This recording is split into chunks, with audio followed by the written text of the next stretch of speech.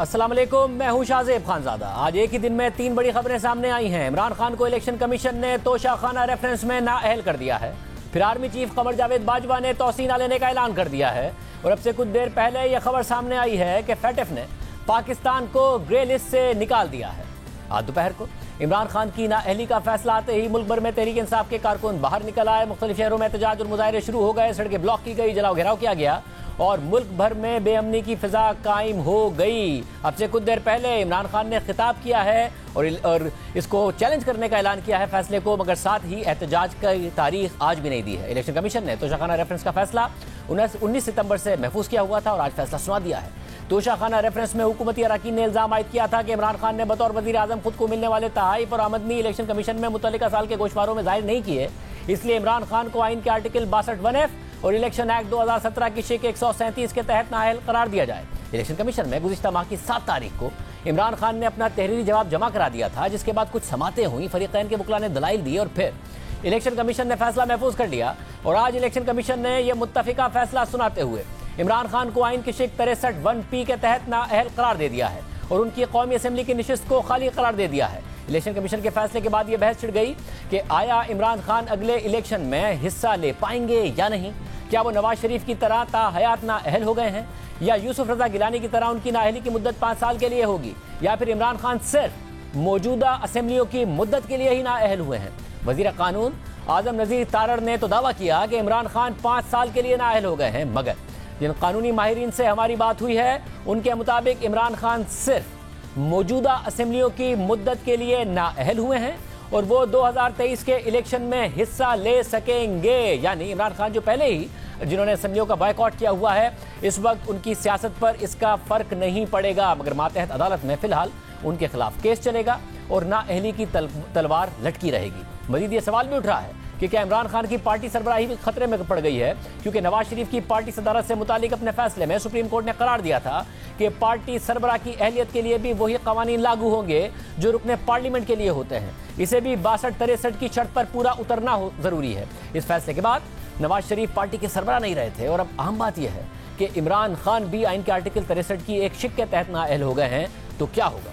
एक और मामला यह भी है कि नवाज शरीफ को सुप्रीम कोर्ट ने बेटे से काबिल वसूल तनख्वाह ना लेने पर हयात नाअहल कर दिया था और उनके पास अपील का हक भी नहीं था, मगर इमरान खान को सिर्फ मौजूदा मुद्दत के लिए नाअहल किया गया है और उनके पास 2 अपीलों का हक भी मौजूद है, एक हाई कोर्ट में और दूसरा सुप्रीम कोर्ट में। और ये जो केस है इसके हवाले से भी कानूनी माहिरीन की राय है कि ग्राउंड्स मौजूद है कि इमरान खान को हाई कोर्ट से रिलीफ मिल सकता है। इमरान खान की नाअहली से मुतालिक इलेक्शन कमीशन ने अपना तफसीली फैसला अभी तक जारी नहीं किया है, ताहम फैसले के 2 सफ़हात जरूर सामने आए हैं जिसमें लिखा है कि इमरान खान ने इलेक्शन एक्ट के सेक्शन 137 और 173 की पैरवी नहीं की है और इलेक्शन कमीशन के सामने झूठा बयान हल्फी और गलत बयान जमा करवाया है, इसलिए वो इलेक्शन एक्ट के सेक्शन 173 के तहत करप्ट प्रैक्टिसेस के भी मुर्तकिब हुए हैं और उन पर आइन के आर्टिकल 63(1)(p) के तहत नाअहली लागू होती है, जिसे इलेक्शन एक्ट के सेक्शन 137 और 173 के साथ पढ़ा जाए।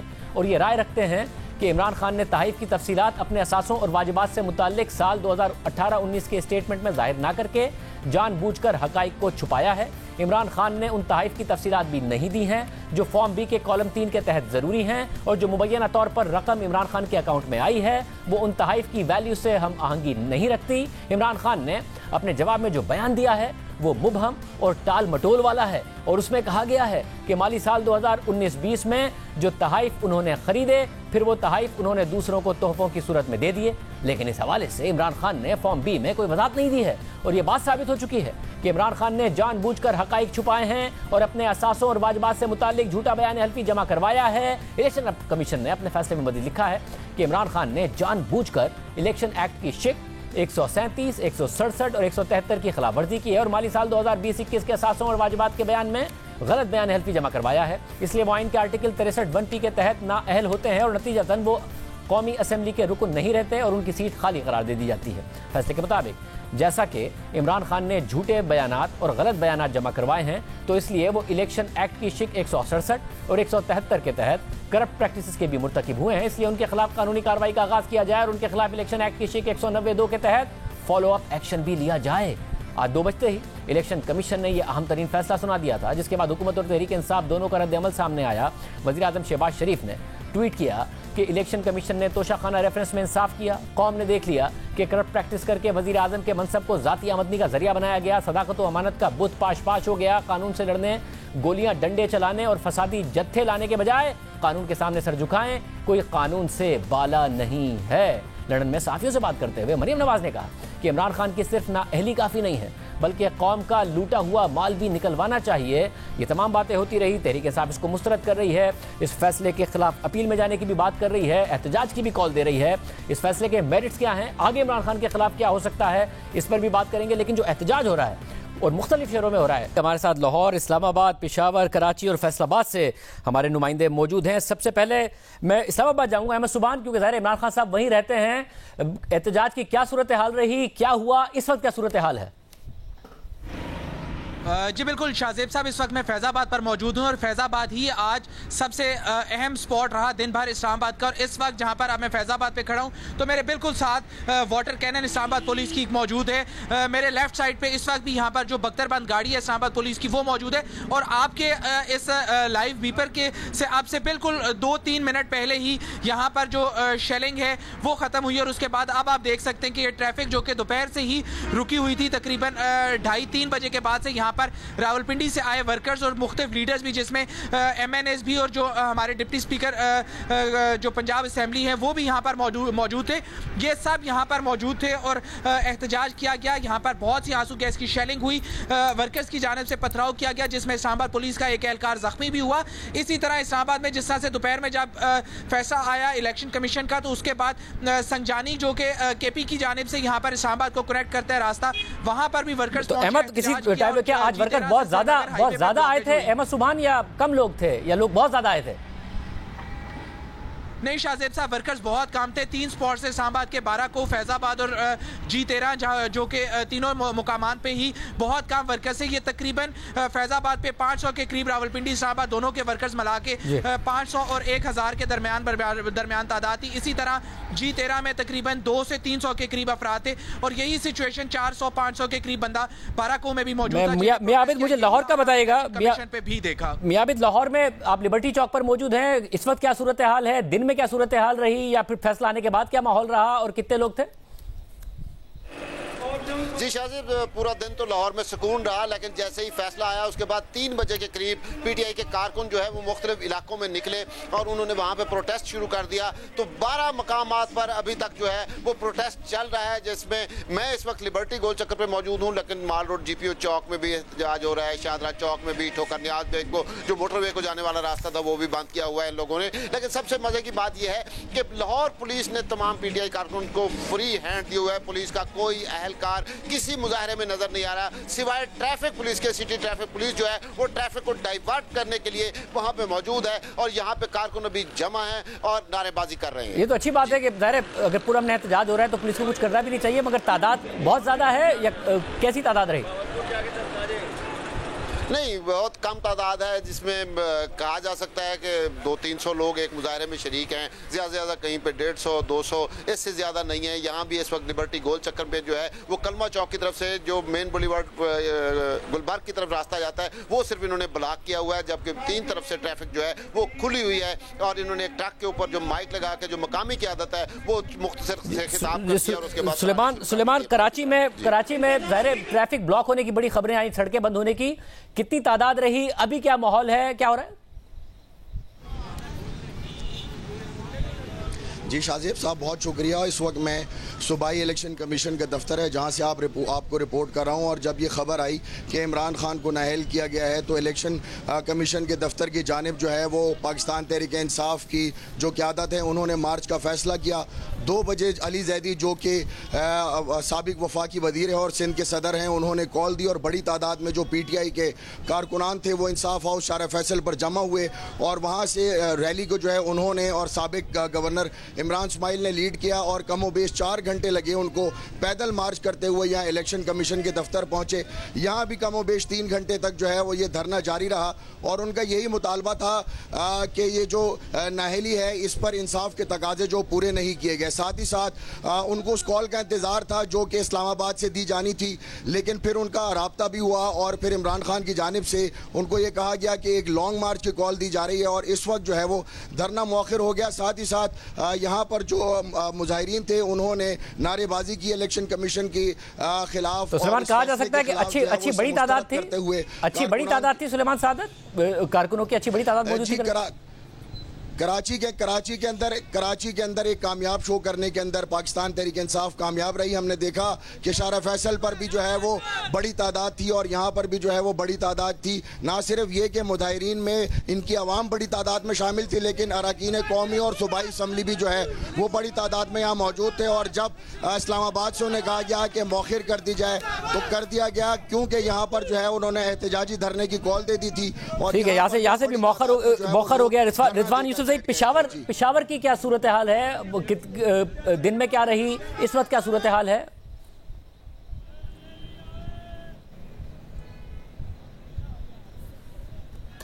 जाता है वहाँ पर भी आज साबिक वज़ीर-ए-आज़म इमरान खान की नाअहली के फैसले के बाद हमने देखा कि मुख्तलिफ मकामात पर जो कारकुनान थे वो निकल आए और उन्होंने अपना एहतजाज रिकॉर्ड करवाया। जैसे कि पेशावर में जो हैदराबाद का इलाका है फ़ेज़ 3 में, वहाँ पर तैमूर सलीम झगड़ा की क़यादत के अंदर कारकुनान निकले, उन्होंने वहाँ पर अपना एहतजाज रिकॉर्ड करवाया। इसी तरह से पीर ज़कोड़ी पुल जो शहर की एंट्रेंस है और उससे मुख्तलिफ शहर के इलाके मिलते हैं, वहाँ पर भी उस शाहराह को दोनों तरफ से बंद किया कारकुनान ने, वहाँ पर अपना एहतजाज रिकॉर्ड कराया। इसी तरह से मेन सदर स्टेडियम चौक जो है वहाँ पर भी मुख्तलिफ जो है वो कारकुनान वहाँ पर आए और उन्होंने भी अपना एहतजाज रिकॉर्ड करवाया। ताहम जो शहर की सबसे मसरूफ शाहराह जहाँ पर मैं इस वक्त मौजूद हूँ, ये M1 motorway Peshawar toll plaza है, जहाँ पर आज पाकिस्तान तहरीक इंसाफ के जो कारकुनान थे वो 3 बजे जमा होना शुरू हुए और इस टूल प्लाजे को उन्होंने 6:45 तक मुकम्मल तौर पर बंद रखा। दाखिली और खारजी रास्ते दोनों ही बंद थे। हमने देखा कि यहाँ पर ट्रैफिक की लंबी कतारें पेशावर से निकलने के लिए और पेशावर में एंट्रेंस के लिए खड़ी हुई थी। वहाँ पर लोगों से हमारी बात हुई तो चूँकि आज जुमे का दिन है, पेशावर दारुल खिलाफा है, यहाँ से लोगों ने वीकेंड के लिए बाहर जाना होता है, तो सर एक लंबी कतारें थी और लोगों का यही था कि वो बाहर जाना चाह रहे थे। ताहम ये 3 घंटे जो जारी रहा, उसके बाद यहाँ पर ये मुख्तलिफ जहाँ जिन मकामात पर प्रोटेस्ट किया गया वहाँ पर हमने देखा कि टायर भी जलाए गए। इसी तरह से पुलिस भी और बड़ी तादाद मौजूद थी। कहा जा सकता है कि पेशावर में एक बड़ा प्रोटेस्ट था तहरीक इंसाफ का। नहीं शाहजेब साहब, जो ये शहर के दीगर इलाके हैं वहाँ पर 100 से 150 बंदा था। ताहम जो मोटरवे के ऊपर लोग थे इसमें मैक्सिमम 500 लोग होंगे और इनके अंदर भी ये कि आम तासुर पाया जा रहा था कि वो यहाँ पर इसलिए आए हुए हैं कि इस्लामाबाद की खान साहब जो हैं वो इन्हें कॉल देंगे, तो इसलिए यहाँ पर जमा हो रहे हैं। ताहम जो व्हाट्सएप ग्रुप्स है सोशल मीडिया के थ्रू ये बहुत ज़्यादा इंटरलिंक है एक दूसरे से, तो उसके अंदर भी यही चल रहा था कि अगर तो इस्लामाबाद की कॉल दी जाती है तो एक बड़ी तादाद यहाँ से निकलेगी। ताहम आज हमने देखा कि जिस वक्त तक मुजाहरे हुए उस वक्त तक यहाँ पर तादाद जो है वो काफ़ी कम रही। फैसलाबाद का बताइएगा, वहां क्या माहौल रहा? जैसे ये नाअहली का फैसला आया उसके कुछ देर के बाद जो मरकजी कायद थे यहाँ पे फरख हबीब, वो मकामी कायदीन के साथ चौक घंटाघर पहुंचे जहां पे एहतजाज किया और उन्होंने वहां से कॉल दी कि शहर को बंद कर दिया जाए। जिसके बाद 12 मुकामात के ऊपर जो था वो एहतजाज का सिलसिला शुरू हुआ और तकरीबन 4 से 5 घंटों में जो 6 मुकामात जो शहर के बाहर के इलाकों में थे वहाँ पे एहतजाज ख़त्म हो गया। जबकि जो शहर के अंदरूनी 6 इलाके हैं जहाँ पे इस वक्त भी मैं मौजूद हूँ, ये वो हल्का है जहाँ से अभी हालिया तौर पे इमरान खान साहब जीते हैं। यहाँ फरख हबीब साहब खुद भी मौजूद हैं, तो यहाँ पे जो है अभी एहतजाज का सिलसिला जारी है।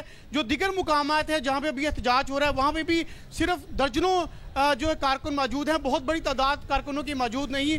खुद यहाँ पे फरख हबीब साहब के साथ भी चंद 100 अफराद ही मौजूद हैं जो कि इस वक्त भी जो समुद्री रोड के ऊपर एहतजाज कर रहे हैं। मजमूई तौर पर यह हुआ कि जब यह एहतजाज शुरू हुआ तो लोगों के लिए ट्रैफिक बंद कर दी गई थी, जिसके बाद लोगों को आमदोरफ्त में शदीद मुश्किलात का सामना करना पड़ा।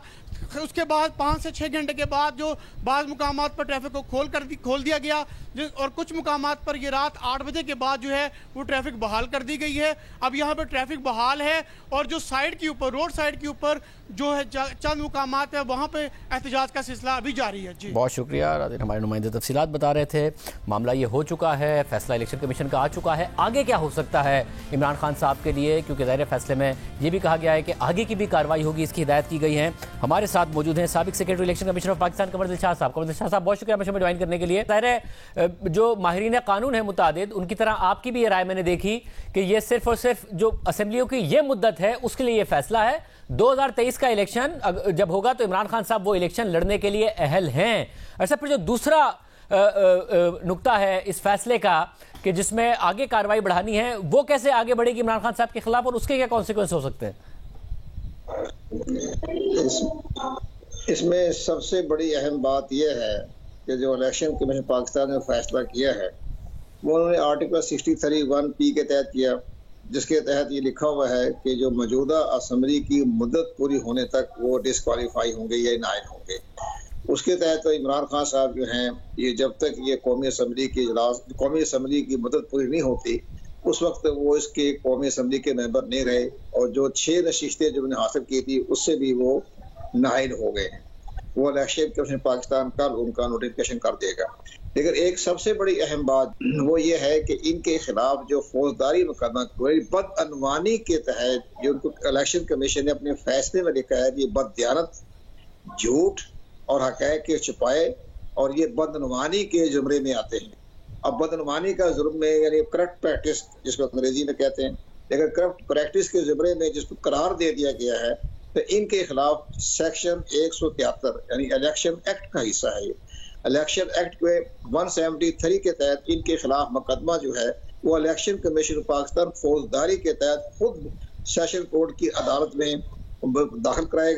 दायर करेगा और साथ ही हुक्म जारी करेगा इलेक्शन कमीशन पाकिस्तान कि इस फैसले को आप 120 दिन के अंदर अंदर मुकम्मल करें।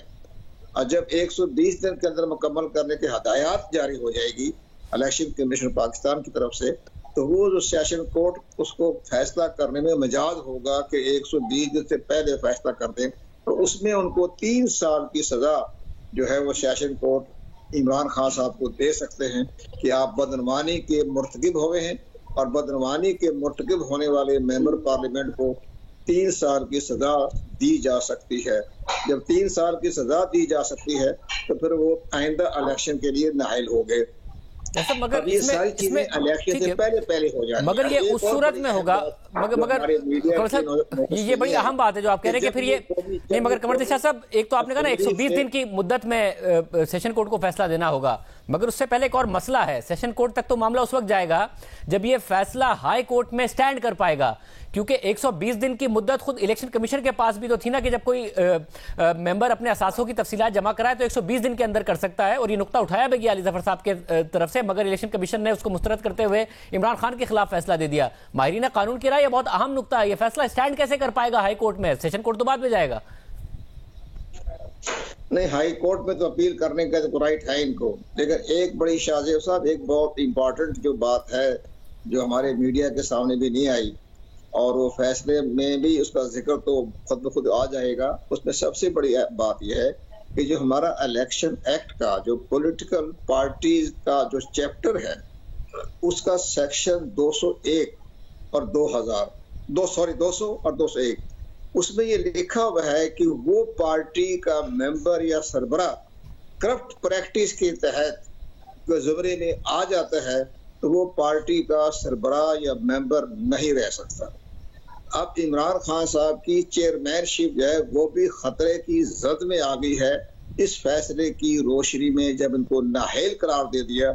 जब ये कौमी असम्बली के मेंबर नहीं बन सकते तो फिर वो पार्टी के चेयरमैन भी नहीं बन सकते। सेक्शन 200 और 201 के तहत उसमें लिखा हुआ है। कमर साहब, अब ये इसमें मसला है कि वो भी कमर साहब वो भी उसी सूरत में होगा ना कि जब हाई कोर्ट में ये फैसला स्टैंड कर पाए आला अदलिया में। अब इसमें मसला ये हो रहा है क्योंकि ज़ाहिर तफसीली फैसला जारी नहीं किया, 2 सफ़ात जारी किए, मगर माहिरीन कानून की राय है कि जो अली जफर साहब का नुक्ता था कि 120 दिन के अंदर ही जांच पड़ताल करके कार्रवाई कर सकता है इलेक्शन कमीशन, वो टाइम बार्ड हो चुका है ये मामला 18-19 के असासों में या फिर 20-21 के असासों में। हाई कोर्ट तो जाएंगे, सुप्रीम कोर्ट भी जाएंगे, लेकिन मैं तो उसको आईनी तौर पर बता रहा हूँ कि इतना आसान फैसला नहीं आया जिसकी बना पर ये समझा जाए कि जनाब ये नाइल हो गए हैं तो इसके बाद ये तो अगस्त 2023 के बाद इलेक्शन में हिस्सा ले सकेंगे।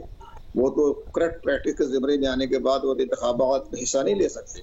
अब बाकी इनके फैसले के खिलाफ हाई कोर्ट भी जाए, सुप्रीम कोर्ट ऑफ पाकिस्तान में जाए, वो जहां इनका राइट बनता है, लेकिन असूली तौर पर ये फैसला बहुत इंपॉर्टेंट है, बड़ा अहम है लेकिन जो उन्होंने फैसला जो किया है वो आइन और कानून की रोशनी में किया है। आइन में लिखा हुआ है कि कौमी असम्बली की मुद्दत पूरी होने तक वो नाअहल करार दी जाएंगे। जब वो नाअहल हो गए हैं तो वो अपनी पार्टी के मेंबर और चेयरमैन नहीं रह सकते सेक्शन 200-201 के तहत। तो ये फैसला सुप्रीम कोर्ट ऑफ पाकिस्तान ने भी दिया था नवाज शरीफ के फैसले में, जो उन्होंने कहा था चीफ जस्टिस साकिब निसार ने, क्योंकि इनको नाअहल करार दे दिया गया है तो ये अपनी मुस्लिम लीग नवाज शरीफ के नुआइन के वो चेयरमैन ये सदर ये नहीं रह सके। तो फिर इसके बाद उनको रहबर बना दिया या सरपरस्त आला बना दिया, वो अलग बात है, लेकिन पार्टी के मामलात में मुदाखलत करने की उनको गुंजाइश नहीं थी। तो ये भी एक बड़ा अहम फैसला सामने आ रहा है। तो ये तो बात, लेकिन इलेक्शन के पाकिस्तान का फैसला बड़ा इंपॉर्टेंट है। उन्होंने अपना फैसला दे दिया जो आइन और कानून में लिखा हुआ था। स्पीकर कौमी असम्बली की तरफ से रेफरेंस आया और वो बहुत शुक्रिया कमर शाह साहब हमारे साथ मौजूद थे। वो बता रहे हैं कि आइंदा भी इमरान खान साहब के लिए खतरात इस फैसले की रोशनी में हो सकते हैं। अभी तक का जो फैसला है उसमें 2023 का इलेक्शन इमरान खान साहब लड़ सकते हैं। प्राइम ब्रेक शामिल करते हैं। आज पीडीएम का इजलास भी हुआ है। मौलाना फजलुर रहमान बड़े मुतमईन थे, वो कह रहे थे कि खात्मा हो गया इमरान खान की सियासत का, मगर क्या वाकई हो गया? बात करेंगे एक ब्रेक के बाद।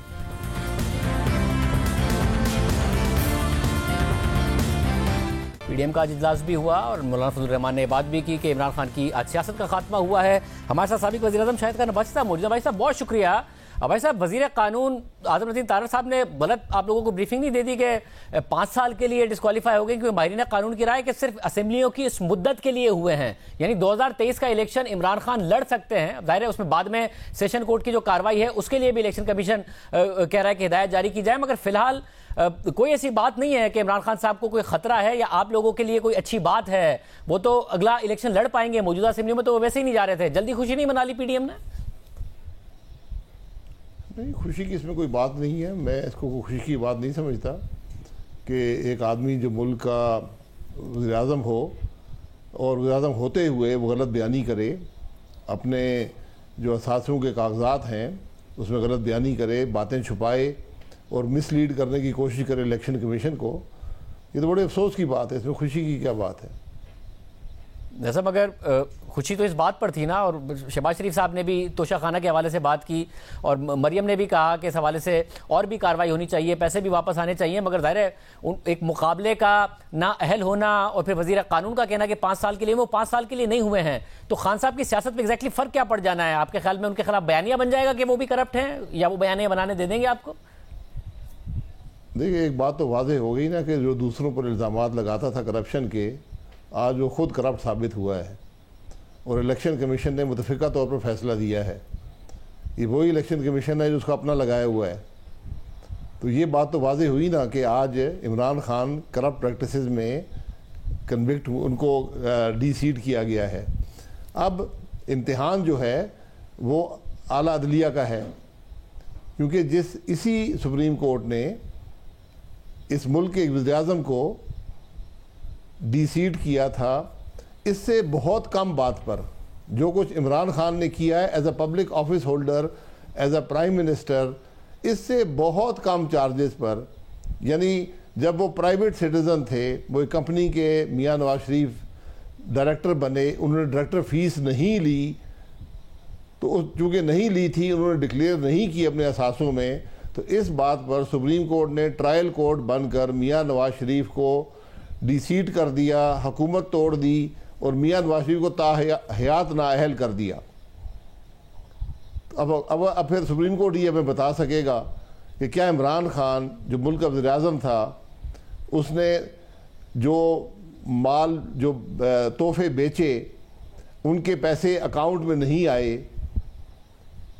और कहा कि आए हैं, वहाँ पर वो छुपाए, मिसलीड किया इलेक्शन कमीशन को, झूठ बोला, और अब इलेक्शन कमीशन ने उनको करप्ट प्रैक्टिसेस का मुर्तकिब करार दिया है। तो अब उनकी क्या नाअहलियत होगी या क्या अहलियत होगी उनकी इस मुल्क में इलेक्शन लड़ने के लिए, ये तो वक्त भाई साहब, जो सुप्रीम कोर्ट का फैसला था नवाज शरीफ साहब के केस में, और ज़ाहिर है उन्हें अपील का हक भी नहीं मिला। इमरान खान साहब के पास तो दो हैं राइट ऑफ अपील मौजूद हैं, एक पहला हाई कोर्ट में और दूसरा सुप्रीम कोर्ट में। और बहुत ज़्यादा सवालात उठ रहे हैं कि इलेक्शन कमीशन को 120 दिन में अगर असासों में कोई मिसडिक्लेरेशन का मामला है तो फैसला देता। ये तो टाइम बार्ड मामला है।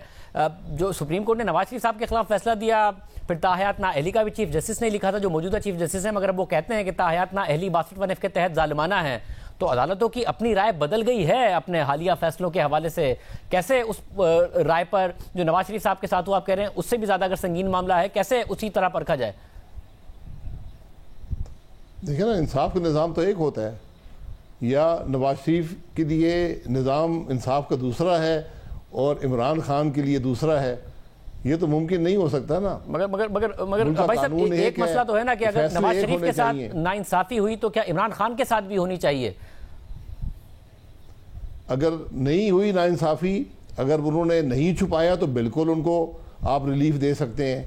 अगर उन्होंने छुपाया है और बतौर वज़ीर-ए-आज़म छुपाया है, बहुत भारी रकम छुपाई है, डिक्लेयर ही नहीं की और झूठ बोला है, और नवाज शरीफ साहब तो एज अ प्राइवेट सिटीजन उन्होंने नहीं लिए थे पैसे, ये भी इस्टेब्लिश्ड है, उस पर आपने ताहयात उनको 62-63 लगा दिया।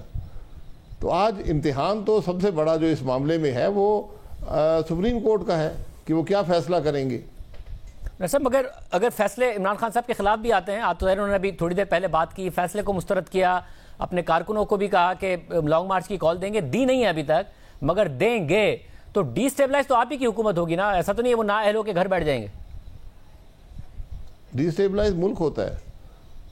फैसला जब अदालतों के फैसले आपके हक में होते हैं तो आप यहाँ पे जश्न मनाते हैं, जब आपके ख़िलाफ़ होते हैं तो आप सड़कों पर आना चाहते हैं। मकसद क्या है? मकसद आप अगर मुल्क को डिस्टेबलाइज कर रहे हैं तो अपनी ज़ात के लिए कर रहे हैं, आप किसी मुल्क के मसले के लिए तो नहीं कर रहे ना, किसी असूल पर तो नहीं कर रहे। जब आप डिक्लेयर करते हैं ना जो पैसे आपके पास आए हैं, और यहाँ से ये बात ज़रा आगे बढ़ेगी, आप देखते रहें, ये बात यहाँ रुकेगी नहीं। कहाँ बढ़ेगी? ये जो सारा मामला है इसके अंदर और भी पेचीदगियाँ हैं। जैसे क्या पेचीदगियाँ हैं भाई साहब? जैसे ये कि वो पैसे जो आपके पास आए थे वो आपने कहाँ किए, वो आपने क्यों छुपाए, कि आपने टैक्स पे किया। दूसरी बात ये आएगी कि आपने जो वो तोहफे जब उसके तोशा खाने में पैसे जमा कराए तो वो पैसे कहाँ से आए थे जो तोशा खाने में आपने जमा कराए? क्या आपकी कोई आमदन थी? ये तो करप्शन बढ़ती जाएगी। जितना आप इस मामले को खोलेंगे ये करप्शन का सिलसिला बढ़ता जाएगा, इमरान खान की करप्शन का सिलसिला बढ़ता जाएगा। इमरान खान वो आदमी है जिसने हर अपने मुखालिफ को झूठे मुकदमे बनाकर और बगैर मुकदमों के जेल में डाला, और उस पर फखरिया बात किया करते थे कि मैं जनाब लोगों को जेल में डालता हूँ। आज सोशल मीडिया पर आकर कहते जी मेरा आखिरी तकरीर होगी। तो हमने तो किसी आदमी को जेल में नहीं डाला, किसी पर हेरोइन नहीं डाली, हमने तो किसी के बारे में फखरिया बात नहीं की। हालांकि मैं हकीकत से कहता हूँ कि ये कमज़ोरी रही है हुकूमत की, उसको कार्रवाई करनी चाहिए थी। बहुत से लोगों के खिलाफ जिन्होंने बिल्कुल खुल्लम खुल्ला कानून तोड़ा है।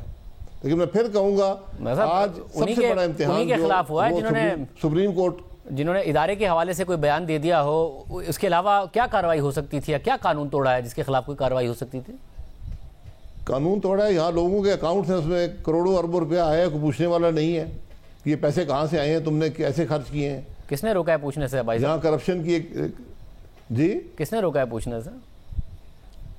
मैं यही कह रहा हूँ ना, ये पूछना चाहिए ना। ये हुकूमत की, मैं समझता हूँ हुकूमत ने शाइस्तगी के साथ एक मामले को निपटाया है, किसी को जेल में नहीं डाला। वरना जेल में डालने की बात होती तो बहुत से लोग जेल में डाले जा सकते थे। यहाँ तो खुल्लम खुल्ला वायलेशन हुई हैं। लेकिन मैं फिर कहूँगा आज सबसे बड़ा इम्तिहान इस सारे मामले में सुप्रीम कोर्ट का होगा, क्योंकि ये वही सुप्रीम कोर्ट है जिसने इस मुल्क के डिप्टी स्पीकर को 3.5 साल स्टे ऑर्डर पर 52,000 वोट जाली होने के बावजूद स्टे ऑर्डर पर अपने ओहदे पर रखा, और फिर उस आदमी ने इस मुल्क का आइन तोड़ा। तो क्या हम ये दोहरे मेयार या तेरे मेयार इंसाफ के इस मुल्क में रखेंगे? बहुत शुक्रिया। साबिक वज़ीर-ए-आज़म शाहिद अकबर भाई साहब की गुफ्तगू आपने सुनी। एक सहाफ़ी जिन्होंने इमरान खान की हुकूमत में ये तोशा खाना का मामला शुरू किया और उन्होंने इन्फॉर्मेशन मांगी थी इमरान खान साहब की हुकूमत में, फिर उनके साथ क्या हुआ, उनसे बात करेंगे एक के बाद।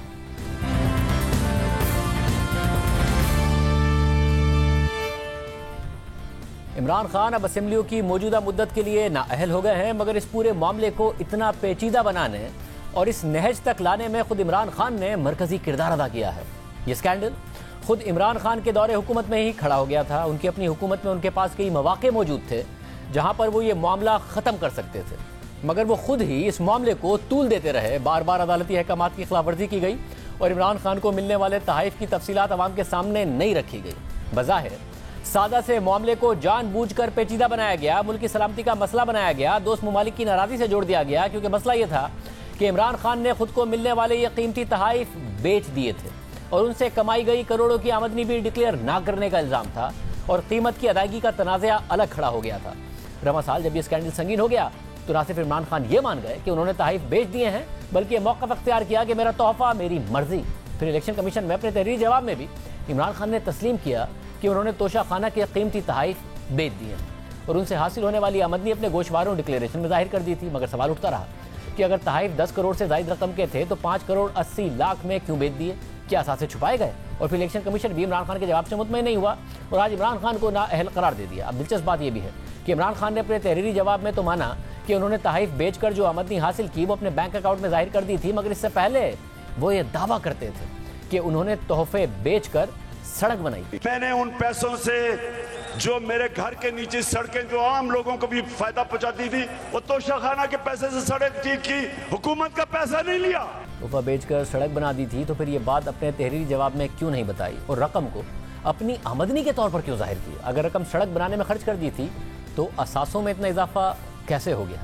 इमरान खान के खिलाफ ये स्कैंडल सबसे पहले सामने लाने वाले सहाफ़ी राना अबरार हमारे साथ मौजूद हैं। राना अबरार साहब, बहुत शुक्रिया। ज़ाहिर है आपने इस केस पर काम किया, मुसलसल आप इस पर लगे भी रहे, मगर उस ज़माने में जब ज़ाहिर पाकिस्तान इंफॉर्मेशन कमीशन ने हिदायत कर दी थी उसके बावजूद भी हुकूमत ने आपको इन्फॉर्मेशन नहीं दी, अदालत भी कहती रही तब भी नहीं दी। क्या होता रहा उस सारे के सारे मामले में? क्या समझ में आ रहा था आपको? मैं आपको बताऊं कि ये मामला 23 नवंबर 2020 से शुरू हुआ, जब मैंने पहली RTI रिक्वेस्ट भेजी थी सेक्रेटरी कैबिनेट डिवीजन को right of access to information act 2017 के तहत। और इस एक्ट के तहत गवर्नमेंट ऑफ पाकिस्तान के डिपार्टमेंट पाबंद हैं कि 10 दिन के अंदर मतलूबा इन्फॉर्मेशन दे दें, मगर मुझे नहीं दी गई थी। फिर मैं पाकिस्तान इंफॉर्मेशन कमीशन में अपील के लिए गया था, अपील की थी तो उसका फैसला मेरे हक में हुआ, मगर उस पर अमल दरामद नहीं हुआ ऑर्डर के ऊपर। इस दौरान मैं दरखास्तें देता रहा, मैंने 3 एप्लीकेशन दी और 3 बार कमीशन ने लेटर लिखा सेक्रेटरी कैबिनेट डिवीजन को, मगर उन्होंने इस पर अमल दरामद नहीं किया। फिर मैंने कंटेम्प्ट ऑफ कोर्ट की एप्लीकेशन दी थी, ये मैं मई में दी थी, मैंने मई 2021 में पाकिस्तान इंफॉर्मेशन कमीशन में, और उसके ऊपर शोकाज नोटिस जारी हुआ था 8 जुलाई 2021 के लिए और हेयरिंग भी हुई थी। तो अब ये था कि सेक्रेटरी कैबिनेट डिवीजन को पेनल्टी होने वाली थी, सजा होने वाली थी, तो तब उस वक्त की गवर्नमेंट अटॉर्नी जनरल के जरिए इस्लामाबाद हाई कोर्ट में रेट पिटीशन लेकर गई थी। तो ये उस वक्त फिर जब हाई कोर्ट में गए थे तो ये मीडिया के ऊपर हाईलाइट हो गया था, क्योंकि मैं तो अपनी स्टोरी के लिए काम कर रहा था, इसलिए मैंने इसको खुफिया रखा था। इस दौरान मुझे धमकियां भी दी गई जब शोकाज नोटिस जारी हुआ था। पहले मुझे कॉल किया गया सेक्रेटरी कैबिनेट डिवीजन की तरफ से और उन्होंने मुझे ऑफ़र की थी कि मुझे कहा गया है एट एनी कास्ट इस मामले को ख़त्म कराओ, आप मेरे छोटे भाई हैं, क्योंकि वो सेक्रेटरी प्राइवेटाइजेशन जब थे और सेक्रेटरी कॉमर्स से मेरा उनसे मिलना जुलना होता था। तो उन्होंने कहा कि आप जो कहते हो मैं वो करने के लिए तैयार हूँ, आप ये मेहरबानी करके विथड्रा कर लें। मैंने कहा ऐसा नहीं है, मैं विथड्रा नहीं कर सकता, अगर आप बहुत ज़्यादा मजबूर करते हैं तो आप मुझे ऑफ द रिकॉर्ड फाइल की कॉपी दे दें, मैं ऑन द रिकॉर्ड विथड्रा कर लूँगा। लेकिन उन्होंने कहा कि मैं ये नहीं कर सकता। मैंने कहा मैं विथड्रा भी नहीं कर सकता। तो उसके बाद फिर मुझे धमकियों का सिलसिला शुरू हुआ। जब मामला हाई कोर्ट में गया तो मेरे घर में एजेंसियों के लोग आते रहे। मेरी वालदा को 70 साल से ज़्यादा उनकी उम्र है, उनको थ्रेट किया गया, उनको धमकी दी गई, यहाँ तक कहा गया कि आपके घर में लाश आएगी, ये तक भी कहा गया। मुझे फॉलो किया जाता रहा। जब मैं जहाँ पर भी जाता था तो मेरे पीछे एक गाड़ी पर लोग मुझे फॉलो कर रहे होते थे। इसके अलावा हम सवात गए थे, 3 दोस्त थे हम, तो वहाँ पर PTI के लोगों ने हमारे ऊपर हमला किया था, हमें ज़ख्मी किया था, उसकी FIR तक दर्ज नहीं हुई थी। इसके अलावा आज भी मेरी फैमिली राजनपुर से मैं बिलोंग करता हूँ, राजनपुर में आज भी मैं इंतकामी कार्रवाइयाँ बर्दाश्त कर रहा हूँ। ये सारी चीज़ें मैं बर्दाश्त करता रहा और मैंने स्टैंड लिए रखा। जिस तरह आपने बताया है कि इस्लामाबाद हाई कोर्ट में ये सारी समातें होती रही हैं, लेकिन उसमें ये शिकायत है, मुझे मेरा शिकवा है कि इसको बहुत लिंगर ऑन किया गया। हालाँकि ये तो पहले हफ्ते के दौरान ही पहली या दूसरी समात पर ये अपील रिजेक्ट होने वाली थी, ये पिटीशन गवर्नमेंट की, लेकिन ये बहुत ही लिंगर ऑन होती गई और अभी तक मैं आपको बताऊं कि ये फैसला नहीं हुआ है और मुझे मेरी मतलूबा इंफॉर्मेशन लेटर एंड स्पिरिट नहीं मिली है ऑफिशियली। उसमें मैंने जो चीज़ें मांगी हैं, कुछ चीज़ें आज भी शादेब खान साहब आज भी मंजर आम पर नहीं है। मैंने पूछा था कि जो गिफ्ट इमरान खान ने रिटेन किए हैं तोशा खाना से, उनकी डिटेल स्पेसिफिकेशन बताई जाए, क्योंकि आप जो ये बता रहे थे ये दुरुस्त बता रहे थे जो आपके सामने आया है, लेकिन मैं कुछ और मांग रहा हूं। मैं ये पूछ रहा हूं कि अगर घड़ी है, एक डायमंड घड़ी है, तो उसका मॉडल क्या है, उसकी स्पेसिफिकेशन क्या है, ताकि हम उस कंपनी से मालूम कर सकें कि इसकी मार्केट वैल्यू क्या है। और प्राइस असेसमेंट जो की गई है उसमें बहुत ज़्यादा अंडर प्राइसिंग हुई है। मैं आपको बताऊं कि 1 लाख रुपए की चीज़ की 10 या 20 हज़ार रुपए प्राइसिंग की गई और उसका 20% इमरान खान ने दिया है। और फिर मेरा एक और क्वेश्चन था मेरी आरटीआई के अंदर, जो सबसे अहम क्वेश्चन है वो ये है कि जो पेमेंट इमरान खान ने की है अंडर प्राइसिंग करने के बावजूद, वो पेमेंट कौन से अकाउंट से ट्रांजैक्शन हुई है, जिसका ये मुझे ये नहीं बता रहे हैं कि कौन से अकाउंट से ट्रांजैक्शन हुए। मैं आपको जिम्मेदारी के साथ इस प्लेटफॉर्म पर कहता हूं कि इमरान खान के अकाउंट से वो पेमेंट नहीं हुई है, बल्कि किसी और के अकाउंट से पेमेंट हुई है। और मैं मेरे सोर्सेज ने जो बताया है वो ये कि तोहफा रिटेन करने से पहले ही फरोख्त कर दिया गया था और जिसको बेचा गया था उसके अकाउंट की तरफ से ये पेमेंट हुई है, ट्रांजैक्शन हुई है। तो ये एक टोटल करप्शन का केस है, नैब केस बनता है, लेकिन इसकी आज तक मुझे सर्टिफाइड इंफॉर्मेशन नहीं मिली। ये बड़ी अहम बात है। साथ में ये भी बताएगा कि क्या इनिशियल वजह थी कि आपको शुरू में जो इन्फॉर्मेशन मिली उसमें आपको ये पता था कि ये तोहफे हैं नहीं और बेच दिए गए, जिसकी वजह से आप इसको परसू करते रहे, या ये बाद में आपके सामने इन्फॉर्मेशन आती रही? क्या वजह थी कि आप इतना ज्यादा इस स्टोरी को परसू करते रहे? जी शादेब खान साहब, आप सीनियर सहाफ़ी हैं, आप जानते हैं कि हमारे सोर्सेज होते हैं। मुझे सोर्सेज से इंफॉर्मेशन मिली थी और क्रेडिबल इंफॉर्मेशन थी कि इमरान खान ने मिसकंडक्ट किया है इन तहफ़ के मामले में। अब ये था कि क्योंकि एक प्राइम मिनिस्टर के खिलाफ ये स्टोरी जा रही थी, तो बजाय सोर्सेज पर रिलाई करने के मैं ये स्टोरी छाप देता, मैंने right of access to information के तहत अपना राइट एक्सरसाइज किया ताकि मुझे सर्टिफाइड इंफॉर्मेशन मिल सके। और मैं आपको ये भी बताना चाहूँगा, जो बात रह गई है, कि मेरी 2 जगह से पीटीआई की गवर्नमेंट ने मेरी जॉब खत्म करवाई। फवाद चौधरी ने फ़ोन करके, इंफॉर्मेशन मिनिस्टर थे ये, मेरी जॉब खत्म कराई, मुझे टर्मिनेट किया गया। उसके बाद मैंने एक टीवी चैनल को ज्वाइन किया था 2021 में। वहां पर मुझे तीसरा दिन था कि मुझे बुलाकर सीईओ ने कहा, वो सीईओ मशहूर शख्सियत हैं, बड़े आदमी हैं, लेकिन उनकी मेहरबानी है ना, उन्होंने मुझे बुलाकर कहा कि मेरी मजबूरी है, मैं आपको अफोर्ड नहीं कर सकता। मैंने कहा सर थैंक यू, आपने ये मुझे बुलाकर बताया और 1 महीने की सैलरी भी दे दी, आपकी मजबूरी है, मैं जा रहा हूं। उसके बाद भी मैं जहां पर भी ज्वाइन करता हूं, पीटीआई के लोग मुझे फॉलो कर रहे होते हैं, आज भी ये पावरफुल हैं और मुझे कहीं पर भी सहाफत में, किसी अखबार में या टीवी चैनल में काम नहीं करने देते, बल्कि मेरी जॉब खत्म करवा दी जाती है। मैं यहां पर एक चीज है कि मैं दाद दूंगा पाकिस्तान इंफॉर्मेशन कमीशन के कमिश्नर जाहिद अब्दुल्ला साहब को, जिन्होंने डटकर मुकाबला किया और एक स्ट्रांग फैसला दिया था। हालांकि सेक्रेटरी कैबिनेट डिवीजन ने उनको धमकी दी थी, उनके सामने कहा था कि फेडरल गवर्नमेंट से बड़ा बदमाश कोई नहीं होता, आप ये फैसला दिया है, आप इस पर बहुत ज्यादा परसू कर रहे हैं, इसको आप सोच लें, आपके खिलाफ बुरा भी हो सकता है। बहुत शुक्रिया।